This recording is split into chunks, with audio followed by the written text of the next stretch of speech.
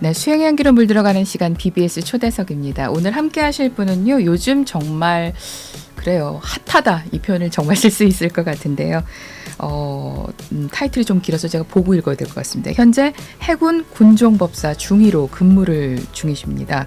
근무 중이시다? 군복무 중이시다? 이렇게 얘기해야 될 것 같은데요.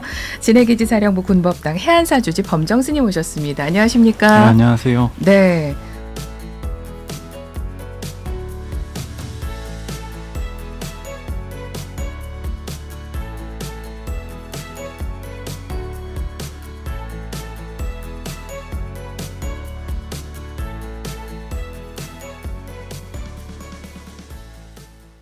진해에서 여기까지 오시느라고 너무나 고생이 많으셨을 것 같은데 어떠셨습니까?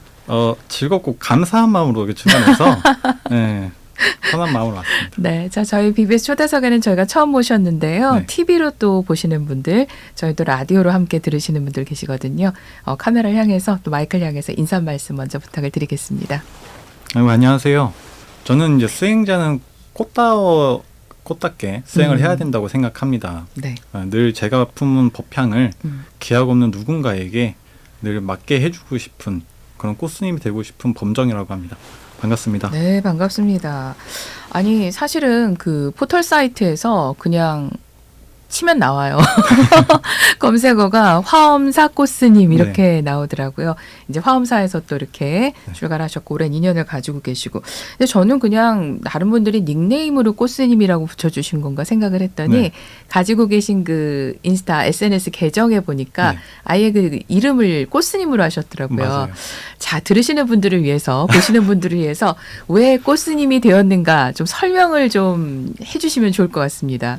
사실 세상에 꽃스님의 단어가 나온 거는 정말 솔직히 말씀드리면 학교 다닐 때 제 외모 때문에 학생들이 감히 스님한테 어떻게 꽃미남이라고 그러냐 우리 꽃스님이라 하자 학생들 사이에서 불리게 된 이름이고 그 이름을 별명을 제가 이렇게 대중에게 사용하기 시작한 거는 법구경 이렇게 책 이렇게 쫙 보다가 화양품이라고 꽃을 다룬 구절이 있습니다. 화양품. 그게 제가 출가 목적과 발심을 하게 된 계기하고 크게 맞물리는 것 같아서 우연찮게 과거 내가 꽃스님이라고 별명을 얻었던 게 생각이 나는데 좀 이런 시도는 어떤가. 그래서 SNS 만들 때 범정스님이 아니고 꽃스님으로 닉네임 설정을 했습니다. 그래서 처음에는 저는 그냥 꽃스님이 오신대요 하길래 맨 처음에 그냥 꽃스님으로만 검색을 해봤어요. 그랬더니 사진이 쫙 나오는데 우리 스님 사진도 있고 중간에 우리 어른 스님들 뭐 해국 스님께서 이렇게 꽃 옆에 앉아 계신 그런 사진도 있고 다양한 사진들이 있더라고요. 그래서 꽃스님으로 이름을 꽃미남이라고 하긴 그러니까 동기들이 꽃은 앞에 넣고 스님이라고 워낙 또 외모가 단아하시니까 그렇게 됐군요. 팔로워가 지금 몇 분 정도 되신다고? 2만 명 좀 넘은 것 2만 같아요. 2만 명, 이야. 그 일일이 그럼 다 소통을 하십니까? 그 어디서 보니까 소통을 위해서 너튜브보다는 별스타그램으로 가셨다 이런 얘기를 본 것 같거든요. 네, 맞아요. 처음에 은사 스님의 권유가 있었습니다. 유튜브를 해라. 근데 유튜브는 제 성향도 그렇고 제가 생각하는 포교의 방법하고 크게 차이가 있습니다. 안 하겠습니다 했더니 SNS 뭐 해보는 게 어떻겠냐. 지금 방금 말씀하신 것처럼 별그램 이걸 시작하게 됐죠. 처음에는 뭐 100명, 뭐 1년, 2년 지나도 200명, 300명 그랬어요. 근데 댓글 하나에 다 댓글을 달아드리고 하나하나 질문이 오면 그에 답변을 해주고 했었는데 지금 역시나 하고 있어요. 하고 있는데 핸드폰 배터리가 부족합니다. 댓글을 달다 보면은 항상 인스타를 켜고 있어야 되니까. 그러니까요. 야, 그러면은 좀 전에 은사 스님이 해보라고 하셨다고 그랬는데 일단은 뭐 들으시는 분들 생각에 물론 요즘 많이 달라지긴 했지만은 어찌 보면 좀 굉장히 젊은 스님이신데 젊은 스님한테다가 수행정진해라, 선방 가라 이게 아니라 유튜브 해보지 않을래? 이야, 굉장히 파격적이고 혁신적이라는 생각이 듭니다. 어느 분이십니까? 저희 스님은 윗자는 우자, 아랫자는 석자를 쓰시는 우석 스님이고 처음 화엄사 왔을 때 제 은사가 되어주신 스님이세요. 제가 첫 번째 상자이긴 한데 뭐 과거부터 그러셨어요. 저희 스님은 다른 스님들만 선방 가라 말씀하신 것처럼 네. 5년 전만 해도 저희 불교 문화가 그렇지는 않았습니다. 그럴 때도 항상 법당에 가서 마이크를 쥐어주고 앞으로 포교 시대는 미디어를 통해서 랜선을 통해서 이 신자분들과 소통을 해야 되는 시대가 분명 올 거다. 머지 않았다. 네. 딱 보니까 자기 상자들 중에서 네가 좀 제격인 것 같은데 좀 잘할 것 같다. 얼른 해봐라. 그래서 네. 그 화엄사에 지금 현재 부주지 소임을 맡고 계시는 네, 스님 맞습니다. 맞으시죠? 네. 화엄사면 또 저희 불교방송 이사장 스님이신 덕자문자 교구장 스님께서 맞습니다. 계시는 곳이고 굉장히 또 이 어떻게 보면 대중 문화 행사라던가 이런 부분으로 소통을 많이 하는 그런 사찰이잖아요. 맞아요. 홍매화 사진전도 맞아요. 하고 그곳에서 그런 걸 또 보시면서 나도 좀 이렇게 해봐야 되겠다. 포교의 방향을 이렇게 잡아야 되겠다. 그런 생각을 좀 오랫동안 하셨을 것 같은데 어떠셨어요? 그런 생각을 제가 처음부터 해본 건 아니고요. 그런데 있다 보니까 당연히 내가 생각하는 건 포교라는 건 이런 모습이어야 되지 않을까라고 생각했었던 것 같아요. 그렇군요. 그러다가 밖에 나와서 타사찰, 다른 스님들이 포교하시는 방법, 또 그에 대해서 소통을 하다 보니까 우리가 조금 특이하구나, 유별났구나. 하지만 이게 지금 시대에 먹히는구나, 적용이 되는구나, 또 많은 관심과 사랑을 받고 있구나, 화엄사뿐만 아니고. 지금 많이 느끼는 추세입니다. 진짜 그럴 것 같아요. 이제 불교에 대해서 뭔가를 알려야 될 때 사실 옛날 식이면 이렇게 엽서 해가지고 다 일일이 붙여야 되잖아요. 맞아요. 다 주소 쓰고 다 프린트 해가지고선 해가서 우체국 가서 붙이고서 며칠 걸리고 하는데 이제는 한번 뜨뜨뜨뜨뜨 해서 쫙 뿌리면은 알아서 퍼져나가는 그 엄청나지 않습니까? 그렇기 때문에 더 참 조심스럽고 굉장히 하나하나 글을 쓰실 때마다 많이 고민하실 것 같아요. 많이 고민하죠. 저는 쉽게 올린 글이 그들한테는 그게 아닌 게 될 때가 많더라고요. 물론 제가 처음에 SNS 시작할 때 뭐 살짝 제 욕심을 부리기도 했습니다. 작은 꿈이 있다면은 인플루언서가 되고 싶다. 왜 그러냐 사람들 물으면 이렇게 대답했습니다. 지금 밖에서 아무리 큰 사찰이어도 우리 법회 때 과연 신자들이 몇 명이냐 오냐 이거예요. 10명, 20명. 사실 얼마 안 오는데 지금 현재 제가 라이브 법회를 키면 100명, 200명 그냥 일단 기본적으로 들어오니까. 어디 사찰에서 지금 이렇게 혼자 방에서 쉽게 핸드폰 하나를 통해서 1시간, 2시간 동안 내 이야기를 들을 수 있는 법당, 사찰이 어디 있을까. 그래서 저는 인플루언서가 되고 싶습니다. 내 이야기를 많은 사람이 쉽게 접할 수 있는. 그래서 보니까 이제 꽃스님이라고 불렀던 거 저는 스플런서라고 부르시더라고요. 스플런서요? 인플루언서인데 스님이 인플루언서라고 해서 처음 들어봤습니다. 어디 또 게시판에 그렇게 써 있더라고요. 그래서 이건 무엇인가 하고 봤더니 우리 범정 스님 이렇게 사진을 올려놓고 스플런서라고 이렇게 또 써놓은 게 있어서 좀 재밌다고 봤습니다. 이렇게 했을 때 일단은 좀 뭐 화엄사에서도 다 해봐라 잘한다 해주시고 또 은사 스님도 밀어주시고 했는데 주변에서 또 그 화엄사가 아닌 또 스님들 입장에서 봤을 때는 뭐야 약간 좀 그런 것도 좀 있지 않았을까 싶은데 어떠셨습니까? 뭐 솔직히 말씀드리면 없다고 하면 제가 구업을 짓는 거겠죠. 분명히 있었는데 그게 뭐 시기 질투라고 이야기하기보다는 저희 불교가 살짝 보수적이고 그런 면이 없잖아 있는데 저 스님은 대체 뭘 믿고 저 스님은 얼마나 잘하길래 어떠한 뭐 수행력이 있길래 저렇게 대중 앞에 쓸 수 있을까라는 궁금증을 먼저 가져셨던 것 같아요. 그런 스님들한테 제가 제일 먼저 드리는 말씀은 무조건적인 지원, 무조건 너를 믿고 범정아 너 한번 해봐라 라고 했던 저희 화엄사 스님들하고 특히나 저희 노스님, 은사 스님의 전폭적인 지지가 있었기 때문에 너 혹시 실수해도 괜찮아. 젊을 때 해라. 그 힘이 있어서 지금은 다른 스님이 다 수긍하시고 오히려 더 응원해 주시고 그렇습니다. 어떻게 보면 요새 그 좀 큰 사찰마다 이렇게 한 분씩 젊은 스님들이 젊은이들을 위한 포교를 하겠다고 큰 뜻을 세우시는 경우들이 점점 더 늘어나는 것 같아요. 저기 수덕사의 전폭적인 지원을 받는 준한 스님 생각이 나고요. 그리고 이제는 또 화엄사의 전폭적인 이 응원을 받고 있는 우리 범정 스님, 꽃 스님이 또 계시는군요. 그렇군요. 이제 그렇기 때문에 한글 올리는 것도 굉장히 정성을 들이고 신중을 기하지만은 본인의 수행이라는 부분에 있어서도 굉장히 남다른 노력을 좀 하고 계시지 않을까 개인적으로 그렇게 생각을 해봅니다. 어떻습니까?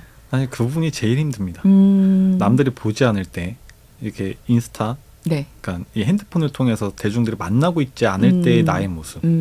사실 제가 제일 염두에 두고 제일 걱정하는 부분이 네. 나랑 가장 가까이 있는 사람들. 이렇게 랜선상에서의 나를 기억해 주는 사람 말고 진짜 옆에서 나를 보고 있는 생활을 하는 나를 보는 사람들. 그렇죠. 네. 과연 저 스님이 예불은 하는가? 과연 스님답게 사는가? 책은 보고 과연 저런 글을 텍스트를 다는 건가? 그게 사실 제일 어렵죠. 저는 이제 어렸을 때도 예불이 제일 힘들었고요. 아침에 일어나는 게 힘들었고 지금도 사실 그래요. 그렇죠. 근데 예전에는 그런 노스님, 은사스님의 그 혼내고 꾸중하시는 그런 것들이 이해 가지 않았습니다. 예불을 뭐 안 해도 되는 거 아니야. 스님 없으면 한 번 좀 빼먹을 수 있지. 근데 지금은 제가 좀 공감하고 이해가 되고 제가 먼저 하려고 합니다. 내가 아직 나이가 어리고 스님으로서 아직 공부하고 수행해야 될 부분이 아직 많이 남아있음에도 불구하고 네. 내가 지금 스님일 수 있는 이유는 네. 삭발하고 승복을 여법하게 입고 다니고 부처님께 예경 드리는 거 말고 더 큰 게 제가 할 수 있는 게 있나. 지금 나의 수행력, 내가 스님이라고 불릴 수 있는 거는 다 힘은 거기서 나오는 거다. 그거 하나 갖고 갑니다. 보든 안 보든 네. 그 모습 그대로 나는 수행자다, 나는 스님이다라는 걸 지켜내는 거. 네네. 이게 참 쉬운 얘기 같지만 어려운 얘기거든요.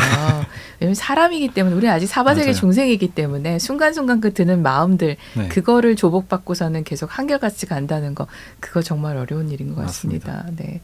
우리 스님 뭐 이렇게 어린 나이에 이렇게 말씀하셨지만은 지금 방송 함께 하시는 분들께 약간 보충 설명드리면은 93년생이십니다. 예.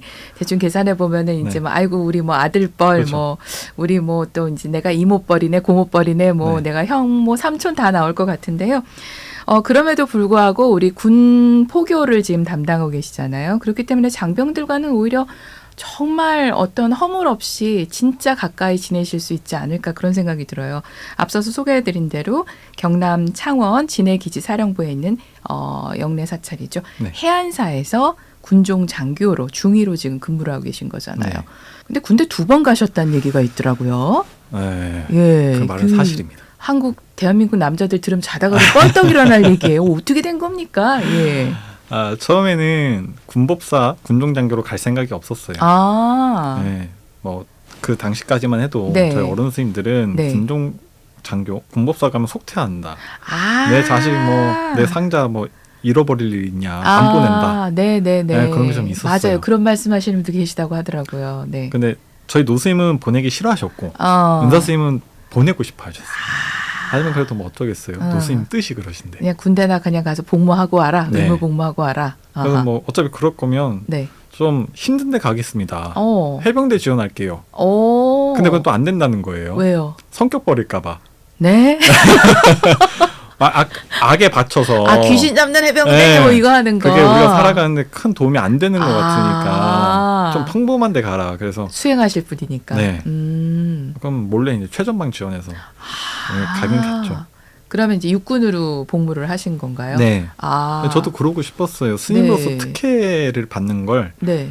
굉장히 좀 싫어했어요. 자존심 상하고. 그래서 동국대학교까지는 제가 어떻게든 갔다고 쳐도 네. 이 이후에는 학교가 됐든 뭐가 됐든 간에 뭐 스님으로서 특혜받는 거는 안 해야겠다. 라는 생각을 좀 했었죠. 그 몇 살 때 그러면 군에 가신 거예요? 대학을 졸업하고 네. 비국에 막 17년도에. 네, 제가 17군번입니다. 네. 그러면 그렇게 가가지고서는 그때가 그러면은 몇 개월인가요? 21개월. 21개월. 네. 복무를 마치고 나오셨는데. 네. 근데 왜 다시 또 군복을 입으셔야 되겠다 생각을 하신 거예요? 그때도 역시나 저는 인스타를 하고 있을 때였고요. 이제 대학원 가서 공부를 해야겠다. 네. 그래서 대학원 이제 진학을 준비하면서 네. 서울에서 대학원 다닐 때도 인스타그램 계속 했었죠. 네. 제가 그때 했었던 이유는 조그만 제 방에서 네. 삼각대에 핸드폰 올려놓고 오늘 법문 주제 얘기하고 법문 혼자 이렇게 막 이렇게 하고 네. 올리고 네. 그렇게 살던 때였는데 네. 동생, 제 친동생이 또 스님이에요. 군종장교 선배죠. 네. 네. 그 막내 스님은 자기 그 군 복무를 군종장교로 하겠다고 해서 애초에 군대 입대를 하셨는데 네. 그 스님이 그랬어요. 스님, 지금 스님이 들어와야 된다. 스님으로서 여건이 너무 좋다. 자기 법당도 있지. 네. 애들은 늘 준비되어 있지. 스님이 하시던 활동 네. 그들만 이어서 군대 와서 하시면 너무 좋을 것 같다. 그래서 고민도 안 했습니다. 바로 갈게. 지원을 했더니 네. 뭐 아시겠지만 지금 군법사 수요가 지금 없어서 없잖아요. 지원하자마자 바로 붙었어요. 그 하는 사람은 없고 갈 때는 많고 네. 웰컴 그냥 무조건 오시라. 그렇죠. 아하. 그래서 막 한 달도 채 안 걸렸던 것 같아요. 네. 생각하고 준비하고 결정 나기까지. 네. 그리고서 이제 그 일반 복무하실 때는 육군으로 가셨는데 네. 바로 처음에 생각하셨던 해군으로 가신 거예요? 처음에는 해군을 생각하지 않았어요. 아니에요? 그렇다고 육군 가고 싶은 생각은 없었고 당시에 저희끼리 이렇게 얘기하는 이 이야기에서는 네. 공군이 공군. 그나마 스님답게 살 수 있고 또 신자들도 스님을 원한다. 그래서 나는 이제 머리 기르고 다닐 생각도 없고 네. 그래서 난 공군 가야겠다. 못 모를 때. 근데 공군이 안 됐어요. 그래서 해군이 이지망이었습니다. 1지망이 안 돼서 2지망으로 가셨군요. 네네네. 가보시니까 어떻든가요? 해군의 군종장교로 이제 오히려 가시니까. 잘했습니다. 오히려 좋아. 네, 정복도 네. 멋있고 하얀색 딱 제복에 네. 네, 내가 이런 것도 언제 입어보나. 제복 로망이 좀 있죠. 네네. 네. 그렇게 해서 그럼 지금까지 그러면은 몇 년 차가 되신 거죠? 이제 2년. 2년 차. 네, 2년 됐고 이제 7월 되면 네. 3년 차 접어들죠. 그럼 보통 그럼 군종 장교로 가시면은 몇 년을 하시는 건가요? 기본 복무 기간은 타 장교하고 똑같이 3년 복무. 3년 복무. 네, 그 후에는 본인이 선택을 할 수가 있는 건가요? 네, 전역을 하든 연장을 하든 네. 아니면 장기 심사를 통해서 장기 자원이 되든. 네. 그 보통 그 군종으로 가시게 될 경우에 나이가 어린 경우에는 뭐 이렇게 뭐라 그러지 계급장도 좀 바꿔 달고 앞에 네. 나가서 법문도 하시고 그런다는 얘기 예전에 들은 것 같아요. 네. 우리 스님 어떠셨습니까? 그 수많은 군 장병들 요새는 또 나이가 조금 있는 상태에서 군대 가시는 분들도 많이 계시잖아요. 많이 있습니다. 앞에 다 있는데 어쨌든 설법을 한다던가 네. 앞에서 무언가를 주도를 해서 이끌어 가야 될 때 네. 어려움은 없으셨어요? 뭐 사실 군 장병이라고 한다면은 제가 일반 병사 네. 그런 친구들만 하는 게 아니고 거기에 장성급도 오고 그렇죠. 네, 대령, 네. 중령 이런 분들도 그 오시고 가족들도 막 같이 오시고 가족들도 그렇죠. 오시고 네. 또 그분들이 또 자기 부모님이랑 또 모시고 오게 되면 네. 정말 다양합니다. 지금 원스타, 투스타 이렇게 하시는 네. 장성분들 제가 너무 다양한데 이 부담감이 내가 아무리 학교에서 뭐 마이크 잡고 조금 뭐 얘기하고 핸드폰을 좀 법문을 했다고 해서 네.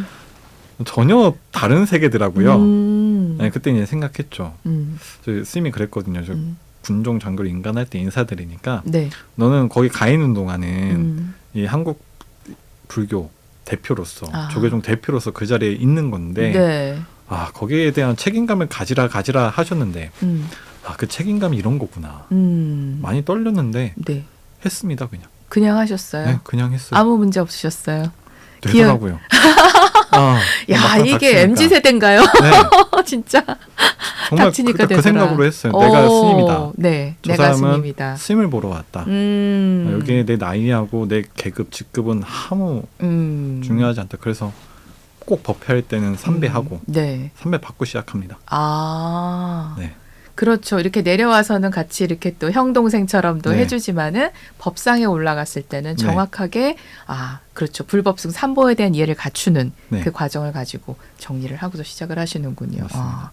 그 군생활 하시면서 제일 재밌는 게 죄송합니다. 뭐 이런 표현이 그럴지 모르겠지만은 제일 재밌는 게 있다면은 뭐가 있을까요, 스님? 저 군생활 하는 동안 내내가 다 재밌는데요. 정말요? 뭐 다른 남성분들은 공감을 하시겠지만. 네. 제가 일반 병사로 군복무를 마쳤다고 말씀드렸잖아요. 그러니까요. 병사로 이렇게 살다가 네. 장교로 인간해서 네. 월급도 받고 아하. 출퇴근이라는 것도 하고 네. 그리고 병사 애들한테 격려도 받고 모든 것들이 전 아직도 재밌는데요.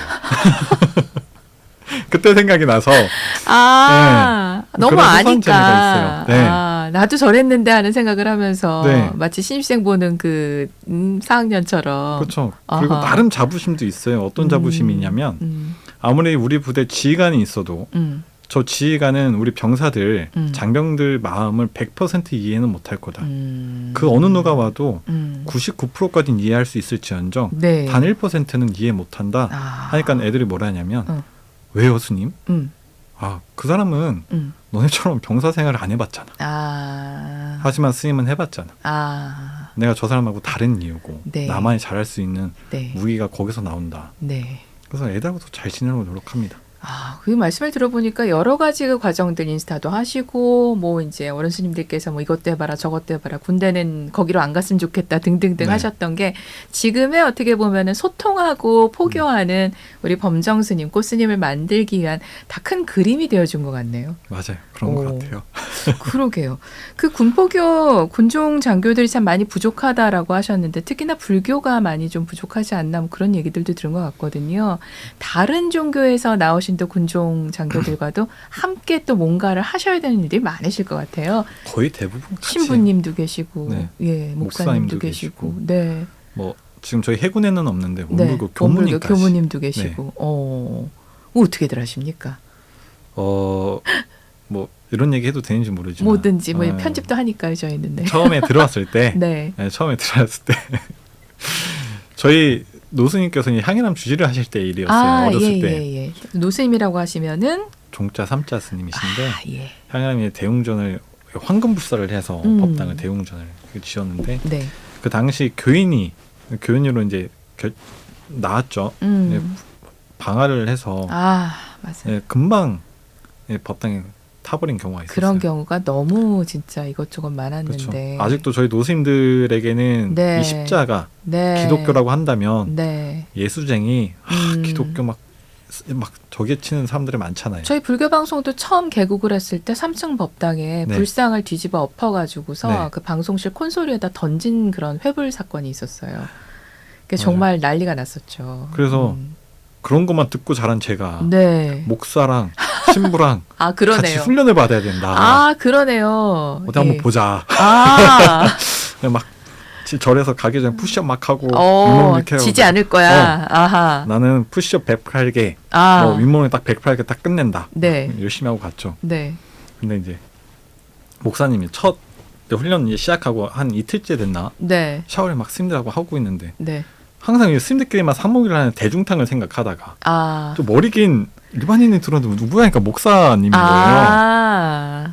아니 그 어린 나이에 저는 어디 목사가 스님들 샤워하는 샤워를 하는 지금. 그래서 저희가 흥얼흥얼 거리는데 제가 당시 반야신경에 또 항상 맴돌아서 좀 더 크게 해버릴까? 반야신경을 외웠습니다. 샤워를 하면서 반야신경을. 옆에 스님도 따라해서 또 반야신경 하고 있는데. 목욕탕 얼마나 또 잘 울려요. 아주 에코 끝내줬을 것 같은데요. 저희 그 스님들 연불 음성으로다가 하는데 목사님이 옆에서 딱 몇 명 이렇게 있는데 어디서 또 이상한 얘기가 들려요. 뭐 하나 이렇게 들어보니까 자기네 기도문을 외우고 있더라고요. 지지 않겠어. 막 그렇게 해서 뭐 그렇게 살다가 결국에는 목사님은 먼저 찾아와 줬어요 저한테. 그때 제가 성이 용씨인데 제 성명을 가지고 훈련을 받을 때여서 용스님 그랬어요 저한테. 용스님 저희 목사님들 왜 싫어하냐고. 그래서 솔직히 싫어합니다. 이러이러한 일들 때문에 전 싫어합니다. 하니까 스님 이런 교단이 있고 저런 교단이 있고 자기는 참 다양한 교단들이 존재한대요. 그래서 전 이 교단에 속한 목사인데 다 그렇게 국한돼서 생각 안 해주고 안 바라봐 주셨으면 좋겠다. 전 스님하고 친해지고 싶다. 그때 이런 게 있구나. 그래서 목사님 미안합니다. 같이 밥 먹으러 갈래요? 그래서 그 식당 가서 같이 식판 들고 같이 밥 먹고 지금은 잘 지내고 있어요. 그렇군요. 진짜 그럴 것 같아요. 각 종교에서 이렇게 모이시다 보면은 아무래도 처음에 이렇게 눈치도 좀 보게 되고 저들과 참 다른 문화 속에 살았는데 어떻게 같이 뭘 해야 되는가에 대한 그런 약간의 갈등. 예전에 그 성전 스님이라고 그 군종 장교 출신이시거든요. 근데 이제 지금 이제 다른 그 종교의 목사님들 뭐 또 교모님들 신부님이랑 같이 마음중창단 활동을 하시는 스님이 계시는데요.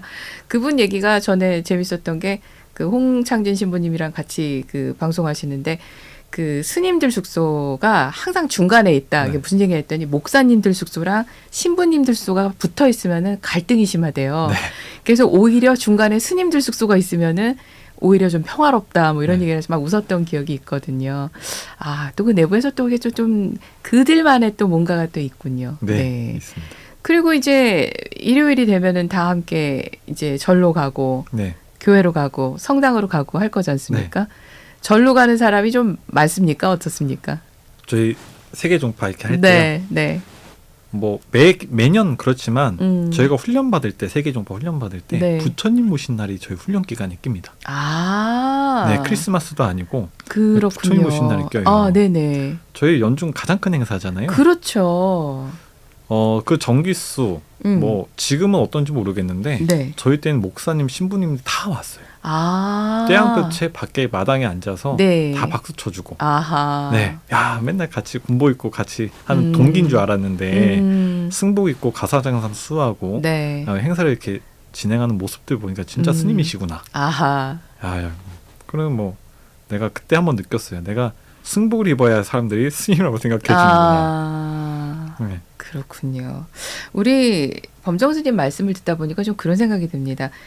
패기? 네. 약간 젊은 스님들의 패기, 그 다음에 자부심, 네. 그 다음에 뭘 어떻게든지 내가 할 수 있다라는 그런 어떤 자신감?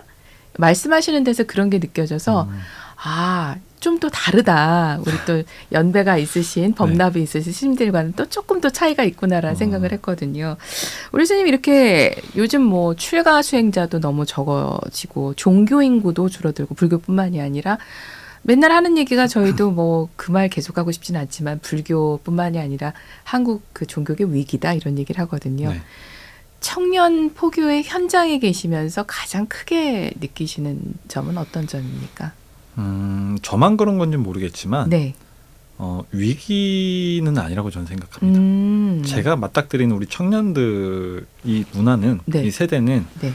많은 종교 가운데 불교가 가장 적합하지 않나라고 저는 생각합니다. 뭐 요즘은 힙합, 뭐 힙하다 얘기를 하는데 저는 한 3년 전부터 네. 항상 저도 쇼미더머니를 재밌게 즐겨볼 때가 있었어요. 아, 쇼미더머니. 네. 네. 그래서 힙이라는 단어를 처음 접하고 그 단어가 뭘 가리키는지 한번 보고 그 다음 법회 때 네. 불교는 힙합니다. 부처님의 가르침은 그 네. 계율은 힙하다라고 얘기를 많이 했어요. 네. 거기에 이 청년들은 많은 장병들은 공감을 했고 그걸 저뿐만이 아니고 네. 각종 커뮤니티에서 이렇게 불교를 이야기하는 이런 게시글들을 바라보면 네. 참 불교는 힙한 것 같아. 네. 지금 그게 이 세대에 적용되는 우리 불교만의 가장 강점이지 않을까라고 생각이 들고 네. 또 하나는 제가 SNS를 처음 시작할 때 제일 중점을 두고 생각했던 게 뭐냐면 내가 어떤 사람으로서 어떤 스님으로서 이 대중에게 다가갈지 일단 거기에 대한 가치가 확립이 필요했습니다. 스님으로서. 근데 어떤 스님으로서. 그렇죠. 저는 분명 나이가 많은 불자님들은 더 많으세요. 기존의 불자님들은. 그래서 네. 이런 한 청년이 승려의 길을 선택해서 지금 이 시대 속에서 살아가고 있는데 얼마나 열심히 사는지 그 삶은 어떤지 그런 모습을 보여주고 싶었어요. 여러분 저는 스님이에요가 아니고 저는 이 불교를 부처님을 스님을 이래이래해서 선택을 해서 살아가고 있습니다. 한번 봐주세요. 그 이야기를 하고 싶었어요. 그게 뭐 별거 아니라고 얘기할 수도 있겠지만 저한테는 굉장히 중요한 부분이었습니다. 내가 어떤 사람으로서 그 사람이 바라봤을 때 어떤 대상의 모습이어야 되는지 어떻게 보여줘야 되는지를 먼저 생각하고 다가갔고 아마 그 부분이 정리가 되고 확립이 된다면 오히려 지금 이 시대에서 불교는 포교는 위기가 아니고 기회라고 기회라고 하지 않을까. 저는 늘 기회라고 생각합니다. 보여지는 모습 그거 자체로서가 또 포교가 되고 그렇죠. 네. 예. 많은 사람들과 함께 교감을 하고 계속해서 소통을 함으로써 자연스럽게 불교로 갈 수 있게 하는 거. 아 정말 예 말씀 들으니까 가능한 부분이 참 많이 있다라는 그런 생각이 드네요. 네. 네. 우리 스님들께서 보여주시는 그런 모습들이 앞으로도 저희가 조금 이렇게 잘 못하는 것 같고 왠지 좀 힘든 것 같아 할 때 이렇게 팍팍 밀어주시는 네. 그런 힘이 되시면 좋을 것 같아요. 네. 네. 네, BBS 초대석 오늘은 인터넷에서 검색해 보시면 됩니다. 화엄사 꽃스님 하시면은 나오시는 분이 계십니다. 그리고 한번 지금 말씀하신 것처럼 그 활동하는 모습과 짧은 법문 영상들 속에서 아, 이게 불교가 요즘의 모습이구나라는 걸 한번 좀 생각해 보실 수 있다면 좋을 것 같아요. 우리 범정스님 말씀을 듣다 보니까 뭐랄까요? 이렇게 말로 표현하지 않아도 스님의 위의라고 할까요? 네. 거기에서 보여지고 비춰지는 부분이 참 중요하다라는 생각이 들고 우리 스님께서 항상 잘 바르게 갖추고 바른 모습으로 서고 특히 또 법문을 할 때는 삼배를 딱 받고서는 나는 스님이다. 나는 부처님의 법을 설하는 사람이다 하고 시작하신다는 그 말씀이 굉장히 인상이 깊습니다. 아마 이런 게 또 화엄사에 이런 표현 그렇지만 빡센 작품 예, 네. 굉장히 그 전통적으로 내려오는 그 어떤 그 사격에서 나오는 것이 아닐까라는 생각이 드는데요. 화엄사에서 처음 대중생활을 하셨다고 들었는데 어떻게 불교와 인연을 맺게 되셨는지 사실 좀 많이 궁금합니다. 저는 저희 집은 불교가 아니었습니다. 뭐 그렇다고 해서 타 종교를 갖고 있었냐? 네. 저는 태어나서 종교가 뭔지도 몰랐어요. 저희 집은 그랬는데 네. 어떻게 하다가 이제 저희 석가 부친 아버지께서 지리산에 등산을 가셨다가 네. 그때 만난 스님이 화엄사 총무 스님이셨어요. 네, 화엄사 총무 스님을 통해서 네. 불가란, 승려란, 네. 뭐 출가자의 삶에 대해서 좀 법문을 들으셨나 봐요. 그래서 거기에 반하셨는지 뭐 반하다 말고는 뭐 딱히 형용할 수 있는 단어가 없습니다. 반하고 집에 돌아오시자마자 네. 저희 삼남매를 붙잡고 네. 이 승려의 삶에 대해서 그대로 또 듣고 오신 거를 네. 그대로 출가해보는 게 어떻냐. 에? 부모님의 권유가 있었죠. 몇 살 되셨어요, 스님? 중학교 2학년 이제 막 14살, 15살 네. 그럴 때. 그러면은 삼남매라고 하셨으니까 우리 스님은 15살. 제가 첫째고 네. 둘째가 13살. 13살. 그다음에 셋째가 11살. 11살. 네. 그럼 저기 군종 가신 분은 몇 살짜리? 거기는 11살, 막내. 그랬군요. 네. 그럼 삼남매를 앉혀놓고서는 스님이 되어보지 않겠는가? 네. 이거 무슨 소리? 그렇죠. 그러셨을 것 같아요. 뭔 소리인데 그 당시 부모님은 특히나 아버지는 네. 어린 나이에 제 기억에 굉장히 신뢰가 바탕이 된 우리 관계였습니다. 뭐 아버지가 뭐 한마디 하시면 무서워서가 아니고 네. 우리 아버지는 늘 정답이셔. 근데 그런 분이 얘기를 하셨기 때문에 큰 반감 없이 말씀하시면 예 알겠습니다. 잘은 모르지만 우리 네. 아버지가 저렇게 말씀하시니까 저건 네. 좋은 거야. 맞아요. 그렇게 해서 일주일 정도 걸렸던 것 같아요. 설명을 듣고 네. 가서 화엄사 이제 노스님, 지금 네. 현재 노스님 인사드리고 네. 은사스님 뵙고 올라와서 네. 전학 절차 받고 네? 내려가기까지 월화수목금토 예전에 토요일날 학교를 제가 갔었어요. 오전 수업. 네. 그때 토요일날 수업 끝나자마자 제가 네. 굴에 내려갔습니다. 그러니까 사는 곳도 그쪽이 아니셨는데 네. 화엄사의 총무스님을 만나셔가지고서는 출가를 한번 하지 않겠는가 네. 말씀을 듣고 나는 너희들이 출가를 하면 정말 좋을 것 같다. 네. 아버님 와서 말씀하시고 일주일 안에 전학까지 다. 그렇죠. 그때 이제 출가는 아니고 그럼 절로 일단은 들어가신 거예요? 그렇죠. 스님 어쨌든 스님을 하겠다고. 저희도 네 알겠습니다. 스님 할게요. 삼남매가 전부 다? 그렇게 갔는데 네. 여자는 또 비구절에 남자 스님을 살 수가 없어서 둘째 동생. 네네. 둘째는 다시 돌아가서 고등학교 졸업하고 다시 이제 출가를 했고 네. 그때 화엄사 이제 남게 됐죠. 저랑 막내 지금 범주 스님은. 아니 근데 스님 그 머릿속으로 예 뭐 좋은 것 같아요. 저도 할게요. 스님 출가하죠 이거랑 아버지가 이 전화까지 다 마치시고서는 굿바이 하고 가시는 거랑 그렇죠. 완전히 다른 얘기잖아요, 스님. 정말 다른 이야기예요. 네. 그래서 평생 이 아버지나 어머니에 대해서 네. 나쁜 마음, 미운 마음 뭐 한 번도 가져본 적이 없어요. 근데 그때 저희 화엄사에 네. 짐을 저랑 범주 동생 스님 짐을 두고 네. 떠는 차 아버지 차종 색깔까지 기억이 나요. 갤로퍼 회색 차량. 왜 그게 기억이 나냐면 네. 이별이란 걸 처음 느꼈고 이별이 뭔지 얘기해주지 않은 그 배신감이 있었고 네. 거기에 대한 분노가 있었고 그와 동시에 제가 늘 맏형이었는데 부모가 없는 제 외딴 곳에 절이라는 데 처음 왔는데 동생을 책임져야 된다는 압박감이 저는 지금도 생각하면 너무 힘들었어요. 그러니까 한 달? 거의 2달이죠. 밤에 화엄사 계곡이 바로 옆에 들리는데 네네네. 계곡 소리 들으면서 내내 울고 지냈습니다.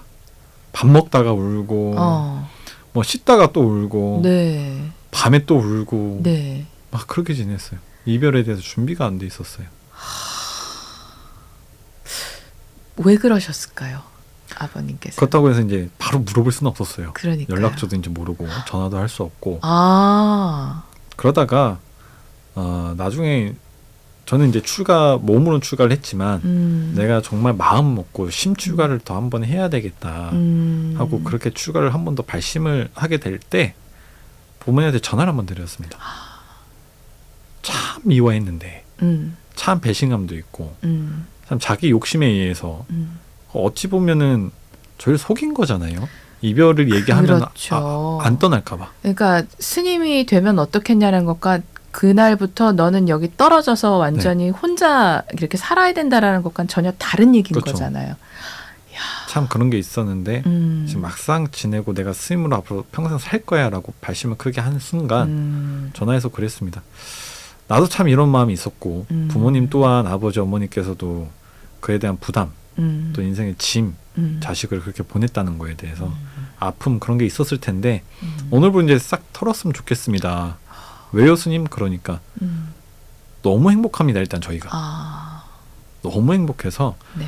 평생 자식을 낳고 살아가면서 부모가 해줘야 될 그 몫에 대해서는 불구하고 인연 맺어준 걸로 충분하니까 거기에 대해서는 앞으로 행복하고 기쁘고 응원하는 마음만 있으면 좋겠다. 자식에 대해서 나도 지금까지 부모님에 대한 어떠한 감정도 다 버리고 참 불구하고 인연 맺어준 거 그거 얼마나 큰 거냐. 그렇게 한번 전화를 드린 적이 있어요. 그렇군요. 네. 동생 스님들께서도 그럼 지금은 다 본인의 어떤 결정을 하고 심출가를 하시고 그렇게 된 건가요? 그건 잘 모르겠어요. 그러니까 본인들만 알겠죠. 네네. 네. 야, 근데 그렇게 출가하셨는데 화엄사에서 끌어안아 주신 것도 대단하고요. 보통 그렇게 정착 못하고 힘들어하고 그러고 나이도 아직 어린 학생이니까 웬만하면 그냥 돌려보내라 그럴 것도 같은데 그 우리 스님을 화엄사에서 이렇게 꽉 붙들어서 뿌리를 내리게 한 거는 어떤 힘이었습니까? 정말 이 사람을 의심을 한다는 게 고등학교 때 저희 은사 스님하고 노 스님을 두고 네. 어떤 의심이냐면 네. 어떻게 나랑 피 한 방울 안 섞이고 태어나서 갑자기 짐 싸서 온 정말 남남인데 그러게요. 대체 저 사람 뭔데 나한테 이렇게 잘해주지? 그렇게 잘해주셨어요? 네. 그리고 정말 뭐 나한테 스님 하라는 얘기는 안 하시고 네가 그냥 건강하게 살았으면 좋겠다. 다만 내 욕심이 있다면 네네. 우리 그때 이름은 정원이었어요. 정원이가 나중에 스님을 했으면 좋겠지. 하지만 네가 스님을 안 하고 네. 나간다고 해도 괜찮아. 있는 동안만큼은 건강하게 행복하게 잘 살고 네가 그렇게 나간다고 해서 네가 불자가 아닌 건 아니잖아. 나 같으면은 내가 먹여주고 용돈 주고 키운 이 아이인데 네. 스님을 하길 원하고 그렇게 막 했을 텐데 그런 마음도 안 보이시고 아껴주기는 또 엄청 아껴주시고 왜 그러지? 뭐지? 나한테 뭐 나 가진 거 하나도 없는데 그러니까 우리 노스님이랑 네. 은사스님이랑 네. 그냥 무조건 다 자꾸 다 잘해주시니까 네. 그리고 이제 성인이 되고 네. 대학을 가고 군대를 갔을 때였나 그때 느꼈어요. 그분들은 나를 사랑하시는구나. 사랑에 대해서 처음 느꼈던 것 같아요. 내가 부모님한테 이별을 하나 배웠다면 지금 은사 스님하고 노 스님한테는 진짜 사람이 사람을 사랑한다면 이렇게 해주는 거구나를 느꼈던 분들이세요. 네. 무슨 인연일까요, 스님? 우리 또 불자들은 인연법을 생각을 안 할 수가 없습니다. 그렇죠? 모르겠어요. 저희 은사 스님하고 노 스님하고 그런 부분에 대해서 뭐 막 고지식하고 표현 잘 못하세요. 네, 지금 이런 이야기도 제가 방송에 이렇게 나와서 하지. 앞에다 얼굴 보고는. 뭐. 그러게요. 네. 그 아마 숙세에 아마 인연이 있었기 때문에 네. 우리 부모님께서도 얼마나 또 가슴에 진짜 생대 같은 자식인데 그렇게 탁 놓고서는 이 길이 더 큰 길이다 하고서는 가실 수 있다는 것도 그건 엄청난 거거든요, 진짜. 네. 그렇게 하셨다는 거. 그래서 거기에서 또 그걸 가출하지 않고 네. 이 출가를 어떻게 보면 사찰을 해서 도망간다라는 표현들도 가끔들 하시잖아요. 네. 행자 생활하다가도 싹 사라지고 하는데 어린 나이에도 뭐 용돈에도 조금 들고서는 읍내 나와가지고서 버스 타고 가버릴 수 있는 그런 것도 있었을 텐데 거기서 끝까지 또 살아내시고 우리 스님들도 끌어안아 주시고 야 진짜 이게 무슨 인연이길래라는 생각이 저는 진짜 많이 드네요. 그래서 저한테 뭐 어떤 마음을 어떻게 추가하게 됐어요? 그러면 그 이별과 그 사랑 이 두 단어를 빼놓고는 얘기할 수가 없겠더라고요. 그렇군요. 네, 저는. 네. 자, 그러면은 이쯤에서 또 질문을 안 드릴 수가 없습니다. 저희 초대석의 시그니처 질문인데요. 내 인생의 한 사람을 우리 스님께서 네. 지금 말씀을 하신다면은 자 우리 범정 스님께 네. 내 인생의 한 사람은 누구입니까? 딱 한 분밖에 떠오르지 않습니다. 네, 노스님이신 종자 삼자 저희 스님. 종삼 큰 스님. 네. 네. 왜냐하면 왜 은사스님도 아니고 저희 노스님이냐 할 수도 있는데 네. 제가 처음으로 사람을 보고 반한 사람이에요. 반한 사람. 저는 사람을 보고 반하면 네. 이런 느낌이겠구나 했어요. 저희 노스님 이제 화엄사 주지하실 때였는데 네. 스님이 봤는데 사람이 막 빛이 나는 거예요. 그 아우라라고 아우라, 하죠 요새는. 그쵸. 네. 그 아우라가 네. 형용할 수가 없을 정도로 밝게. 네. 한 번도 지금도 여자를 보고 이쁘다, 남자를 보고 멋있다 이런 게 없었는데 노스님에 대한 그때 그 기억은 아직도 너무 강렬해요. 잘생기셨고 피부도 하얗고 옷도 항상 깔끔하게 뭐 24시간 365일 내내 그렇게 입으시고 흰 양말에 흰 고무신 뭐 우스갯소리면 심지어 핸드폰도 하얀색이었어요.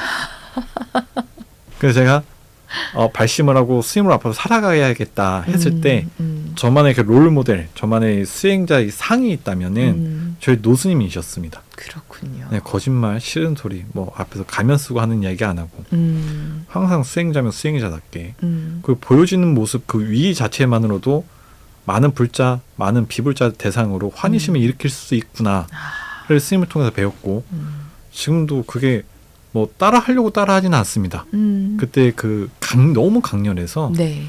시키지 않아도 이거는 제 옷 이렇게 풀에서 입고 양말 빨아서 맨날 한 양말 신고 고문 신는 거는 정말 제가 좋아서 이게 제가 생각하는 수행자로서의 삶의 모습이에요. 그런 마음을 강하게 심어주신 저희 스님, 제 인생의 그 한 사람 말씀드리고 싶습니다. 네, 우리 범정 스님의 인생의 한 사람은 바로 이렇게 무한한 사랑으로 보듬어 주시고 네. 오늘날에 우리 또 범정 스님이 걸어가는 이 모습을 만들어 주신 분 바로 노스님, 종삼 스님이시고요. 우리 은사이신 우석 스님도 그렇게 사랑으로 또 감싸 주셨다고 하셨잖아요. 네. 그러니까 이제 한 사람은 노스님 했으니까 은사 스님께는 영상 메시지 간단하게. 저희 스님한테. 네, 직접은 안 하실 거잖아요. 그래서 직접 하진 않는데. 네. 우리 우석 스님께. 저기 보고 할게요. 네. 스님. 제가 스님을 정말 존경하고 스님을 평생 모셔야겠다고 마음을 먹게 된 순간이 언제였냐면 스님은 제가 스님 하기를 한 번도 바라신 적이 없고 저라는 사람이 한 청년이 평생 불자로만 살아갈 수 있다면 내가 가진 거 아끼지 않고 다 줄 수 있을 거야. 그리고 20대 때 스님은 이걸 먼저 배워야 돼. 스님은 공부를 해야 돼를 가르쳐 주시기보다는 20대 청년이 느껴야 될 거, 경험해야 될 거가 먼저지. 여행을 해라. 많은 경험을 쌓아라. 견문을 넓혀라. 라고 해주신 그 마음이 젊은 시절의 저를 붙잡을 수 있었던 가장 큰 이 디딤돌이자 주춧돌 역할이 하지 않았나 싶습니다. 그래서 이 자리를 빌어 스님께 제가 스님을 이런 마음을 항상 가지고 스님을 생각하고 살아간다고 말씀드리고 싶습니다. 네. 자, 우리 범정 스님의 내 인생의 한 사람이라고 했지만 네. 사실은 두 분 네. 버팀목이 돼주시는 노스님이신 종자 삼자 스님 그리고 은사이신 우자 석자 스님이었습니다.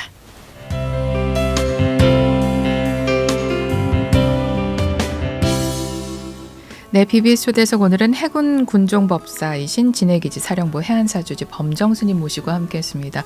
스님과 SNS에서 막 장병들이랑 와 막 하시는 장면도 막 떠오르고 하는데요. 네. 앞으로 정말 오늘 여기 오신 것도 먼 길을 포교를 위해서 이렇게 달려오신 거잖아요. 네. 앞으로 우리 스님 발언이 있으시다면 간단하게 한 말씀 부탁드립니다. 많이들 물어보세요. 앞으로 어떤 스님이 될 거냐, 어떤 길을 가실 거냐. 네. 근데 사실 이런 말씀 사실 뭐 없어요. 그저 지금 하는 거 예불 하고 뭐 삭발하고 승복을 입으면서 늘 지금 제가 기쁨을 얻고 정말 잘하고 있구나를 생각합니다. 근데 이러한 그때그때 떠오르는 이 만족감, 자긍심 이런 것들이 오래 유지됐으면 하는 바람이에요. 그 안에서 내가 공부를 더 열심히 해서 어떤 스님이 되겠습니다. 이건 제 인연 따라 분명 다가오겠죠. 오늘 방송에 나온 것처럼. 근데 제 방송을 나오기 위해서 인스타 이런 SNS 활동을 하는 건 아니잖아요. 네. 그래서 어디서는 말씀드리지만 지금과 같이 한결같은 스님 10년 후에 다시 만나 뵙게 되더라도 저 범정 스님, 꽃 스님 그때도 저런 말씀 하셨는데 지금 역시도 이렇게 살고 계시네.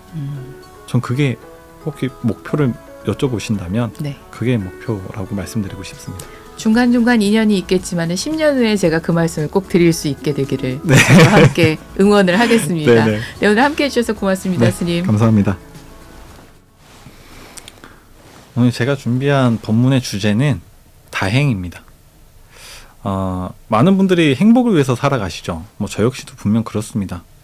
근데 여기서 이제 궁금한 게 있다면 불교에서 말하는 행복하고 여러분들이 느끼는 행복하고 과연 같냐 이거예요. 제 대답은 다르다고 이야기를 당연히 드리겠죠.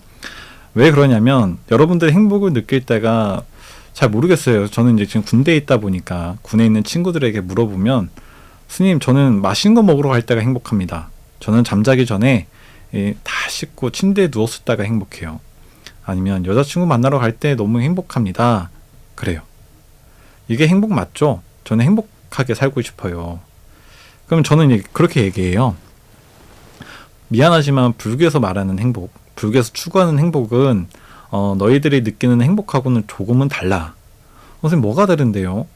우리는 너희가 느끼는 그런 행복의 이 양상을 욕망적이고 쾌락에 비유한다. 우리가 느끼는 행복은 진짜 고요하고 아무 일 일어나지 않고 평안할 때 그런 고요한 상태를 이루어서 우리는 행복하다고 이야기를 하는데 참 너네가 행복하다고 얘기하는 부분하고 좀 다르지. 너넨 정말 불자가 되어서 우리가 불교가 추구하는 행복에 걸맞게 또 그것을 위해서 살아갈 자신이 있으면 그때 우리는 비로소 수계를 받고 불자가 되었다고 얘기를 할 수 있는 거야. 오늘 법문 주제를 제가 다행이라고 말씀드렸습니다. 왜 다행이냐면 다행은 한자로 마늘자자에 행복 행자를 씁니다. 정말 많은 행복을 느끼고 많은 행복이 나한테 머물고 있을 때 우리는 다행이다라고 이야기해요. 하지만 살아가면서 우리가 다행이다라고 이야기할 때가 언제인지 한번 생각해 보십시오. 불행한 일이 일어나려고 했는데 일어나지 않았을 때 다행히도 나는 사고를 면했어. 아슬아슬하게 나 이번에 시험 통과했어. 어머 너 다행이다 라고 이야기하는데 그때가 제가 생각하는 불교에서 말하는 행복이지 않을까 싶습니다. 그것이 한자로 다시 써도 정말 많은 행복을 가리키고 있고 그것이 여러분들이 살아가면서 정말 쾌락적인 행복, 욕망적인 행복에 걸맞춰 살아간다고 한다면 아마 여러분들이 1년 중에 행복이라고 느낄 수 있는 시간이 얼마나 될까요? 과연 여러분은 하루에 1분, 하루에 많게는 적게는 30초, 많게는 2분 정도 느끼는 시간이 행복이라고 하는 감정인데 그것을 위해서 우리는 평생 노력하고 고생하고 싫어도 버티고 그런 삶이 저는 굉장히 마음이 아픕니다. 우리가 행복에 대해서 조금만 개념을 다시 정리를 한다면 분명 보다 우리 일상 속에서 행복을 느끼고 행복을 쟁취할 수 있는 기회와 시간은 더욱 늘어날 걸로 사료됩니다. 여러분 불자가 아니어도 괜찮습니다. 일상에서 느끼는 그 다행, 그 시간, 그 기회를 여러분이 꼭 오늘 이 시간 이후로 잡고 보다 더 진취적이고 내 삶을 윤택하게 영위해 나갈 수 있는 그런 분들이 되고자 오늘 법문을 준비했는데 잘 모르겠네요. 다행이다라는 단어가 여러분들 일상 속에서 여러분의 염두에서 얼마나 벗어나지 않고 여러분을 위해서 그 길이 행복으로 갈 수 있는 가도를 달리게 할 수 있을지 저는 이 자리에서 여러분이 행복보다 오늘 말씀드린 다행을 더욱 많이 느끼는 하루하루가 되기를 바라고 서원하겠습니다. 감사합니다.